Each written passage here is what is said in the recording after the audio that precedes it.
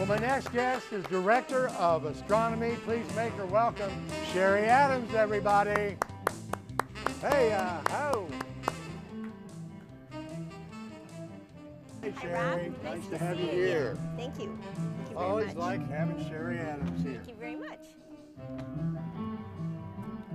I love astronomy and all that sort of thing, and as we learn more, as you have explained, so kind to explain to us, there are more moons than we anticipate around a lot of these planets. I keep discovering more. So we can get this shot in. Explain about this shot, and we're going to have Marion, if you need to get tight, you can dolly right on in here. These are photographs that were taken this past Friday at about the same time. The photograph on the left is a photograph of the Earth taken by the Cassini space probe that's out beyond the planet Saturn. And it just looks like a very tiny blue dot. Just a little dot. And then on the right So side... we're sitting on Saturn and we're looking at the Earth. Well, the Cassini space probe is in orbit around well, that's what Saturn. I mean, if we were that close. Wow. So Saturn is blocking out the bright sun, and that's how we're able to get that view of the Earth. The photograph on the right is taken at the same time, but it was the Messenger mission that's in orbit around Mercury. And because it's only 60-some million miles away from us, you can discern both the Earth and the Moon in that photograph, whereas the photograph from the Cassini is about 900 million miles away, and therefore it's much more difficult to discern the Moon from the Earth. Wow. Well, that's amazing. Do I have to give this back to you? No, it was a photograph that was on NASA's Astronomy Picture of the Day a few days ago. See that, Dave? You can actually see the Earth and the Moon. Incredible. Yep. Incredible. Yep. Well, now, Cheri, there's so many things I want to talk to you about, but right off the bat, we sort of missed that thing to come over Russia, didn't we? Yes, it was very exciting, and it was interesting to hear what they were able to put together, all the information. It was a meteor that entered the atmosphere about 9:20 in the morning, that particular Russian city's time. So that was on the evening of February 14th for us, and it took just a matter of seconds to move almost 12 miles a second. It was traveling through the atmosphere, and it brightened to its brightest at about 15 seconds into the atmosphere, and then shortly thereafter it disintegrated into some pieces, and some of the meteorite material made it to the surface of the Earth. So it was pretty exciting. Now, didn't it explode above the ground level? Right. It broke into many pieces before it reached the surface, and then the meteorites fell to the Earth. That's and true. The shock wave was felt, was it a half a mile radius Oh, or a mile? at least, much, yeah, Of very windows distant. shattering and everything? Very far distance. You know, and that comes from the meteorite is traveling at such a high speed, it just is being slowed down and heated up by the atmosphere. But as it's traveling so fast, that energy surrounding the meteorite has to go somewhere, and that's where the shock wave comes from. And it's just amazing someone was there with that camera to take that picture. Well, apparently it's very common for Russian people in that particular city to have webcams in their cars, and so a lot of them were driving to different locations and photographed it as a street cross, so it was phenomenal. A lot different than the Tunguska 1908, the event that they had there, which was in a much more desolate area. So what was the mile radius of that of destruction? I've seen a lot of hundreds films of miles. Yeah, it was 80 million trees, just fell over like matchsticks. So, is there a sign out there saying, "Let's go get Russia"? These meteors don't like Russia, or what's going on out here? If you can think about the Earth being covered with about 3/4 of the Earth's surface is covered with water. And many of the places of the solid Earth is sparsely populated. So it's pretty unlikely that people actually see as many meteorites as they do reach the surface of the Earth. But Cheri, in movies, it always hits New York. Yeah. Of course. And you know, sometimes smack dab in Central Park. That's much You more know, exciting. Poor New York, you Right. know, it always seems, in movies, it always seems to. And the saucers always go over New York and then Moscow and everybody. Yeah. Right. New York is always first on the list. Yeah, that's much more exciting. Now, to find meteors, and you brought some I with brought you, some examples are so they that found in colder areas where you can see them easier? Well, the Antarctica is a very interesting place. It has ice fields that continually move. And as they buckle under one another, sometimes these meteorites are popping up. And against the Okay. backdrop of the snow fields, the ice fields, it's a little bit more readily seen. Okay. As I mentioned before, the Earth all over has been pummeled by meteorites throughout history.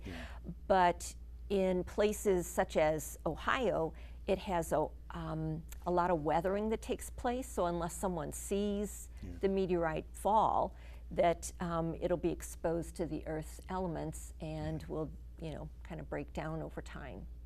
And you So brought some I did. with you The that I could first put one up that I'd here? like to share with you is actually a piece of the moon. That's a lunar meteorite. Wow. And That little stone that rock. was Mary, you recovered might have from the to Earth. come in a little tighter if you would.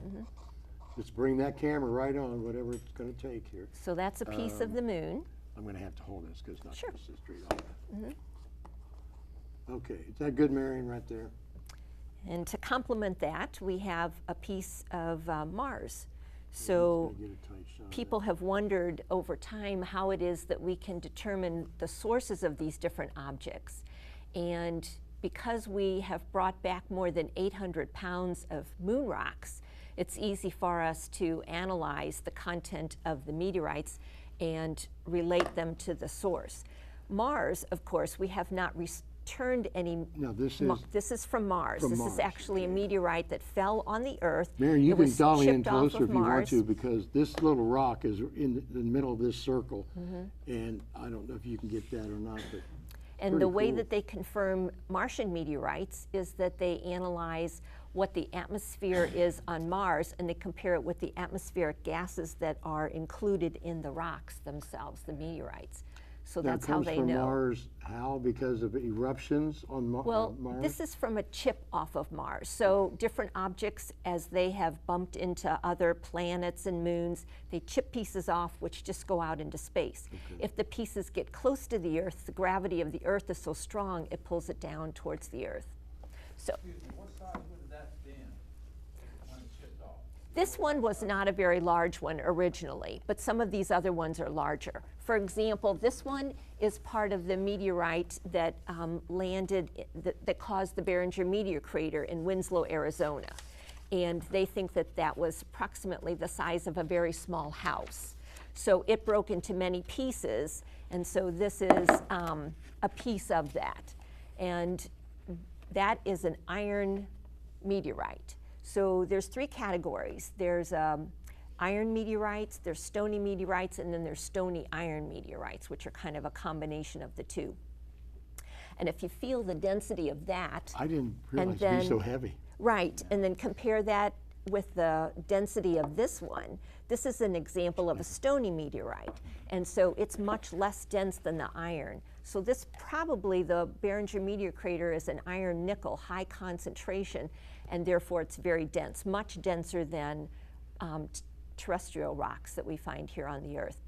What's really nice about this stony meteorite is that it has this beautiful fusion crust. As the meteorites travel through the atmosphere, they are heated up on the exterior portion. It's not heated all the way through. So you get this fusion of the rock material on the exterior that's coming through the atmosphere that's heating up. So that's one of the telltale signs of a meteorite, is to have that fusion crust on the outside of it. And then the last one is a piece of the Dayton meteorite. So this was a meteorite that was found probably in a farmer's field back in the 1890s, and it made its way around. Ultimately, it ended up in the Smithsonian, and we have a piece of this Dayton meteorite, and it was a very unique type of a meteorite, so it was It very just don't wanna exciting stand for up that way, does it? Smithsonian I wanted. guess I'll just hold it. Okay, there you go, Marion. Smithsonian wanted it because for their collections, because it's so unique. Yeah, it's hard to believe that it's really from out of this world. Well, we you think know? that there's anywhere between 1,000 tons to 10,000 tons of meteor material that make it to the surface of the Earth every day. Every day. You That's know, a lot. it's scary when you think of it that way because you never know. I know all these observatories are doing their best to track the bigger ones, Well, the but near it's awful Earth, hard to track them little ones. you right. know? The interesting thing about the meteorite that came to Russia is that it was only 15 degrees away from the sun. So the telescopes that are used to do the observing, the near Earth object observing, can't look that closely to the sun. So you can't Right. you can't be Makes sense. tracking that area of the sky. And so, but they've done an excellent job of being able to analyze where the ones are of a certain size, and they keep finding more and more that are, most of them continue in their orbits around the sun and will never interact with the Earth directly. But there's exciting things that happen. For example, the same day that the Russian meteorite landed in Russia on February 15th, we had a meteorite that had a very close, an asteroid that had a very close passage to the Earth, and they had nothing to do with one another. It just was a coincidence that they both showed up on the same day. The other one just I remember flew that, on and by. everybody saying, started getting scared and go, what's Yeah, going it's on here? Yeah. It's just like a movie. Yeah. You know, maybe it'll hit New York. We're waiting for the cameras to roll. We Yeah. waiting there. So You know, it's we've all exciting. seen out in Arizona, the crater. Now, the one that they show most often is that same crater. How much damage would that size, from your knowledge, would that have done to the Earth on that famous crater we all see in Arizona? Well, it's more than a mile in circumference. So to walk around the area, it would be greater than a mile. So what happens is that as a large object as that would come in to reach the Earth's surface, as I mentioned before about the Russian meteorite, that energy from that object traveling so fast, it has to go somewhere. So that particular, the Barringer Meteor Crater formation, occurred as a result of the impact and the shock wave that came out from that and the heat that carried through the area. Is just that energy from that object traveling through the atmosphere, and it has to dissipate somewhere. So it was quite a distance. The reason why we can study that so well is because it's a desert-like environment. And even though it probably happened 50,000 years ago, the remnants of the crater Dry are very weather, well no. preserved, Still, as yeah. well as the pieces that are out there. And so, as I mentioned before, in an area where we live, where there's a high rate of weathering, you don't have an opportunity to see those craters that would have formed a long time ago. They do have some really cool ways of detecting potential craters that formed a long time ago, that they can detect those now. Is this even though through there's- satellite Yes, imaging? Because yes. like, did the Chicxulub Yes, was found the meteorite, same way. they did that, did they do that from satellite photos? right. Okay. The Yeah, one they that can do the ended the dinosaurs. Imaging. Yeah.